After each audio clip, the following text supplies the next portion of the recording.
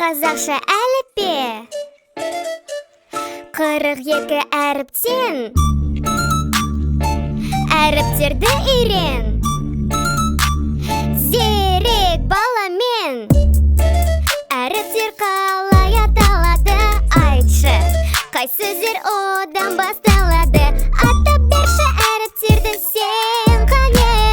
Қосайық бірге сөзді оқайық. Алма, алма. Әтеш, әтеш. Бака, бака. Вагон, вагон. Гүл, гүл.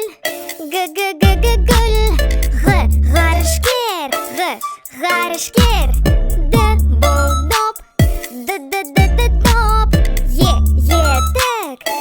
Етік. Йо жонглер.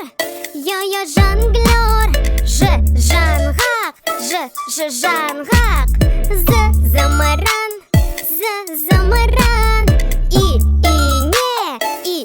Ине. Қысқа и йогурт. Көйлек. Қарбыз. Лимон.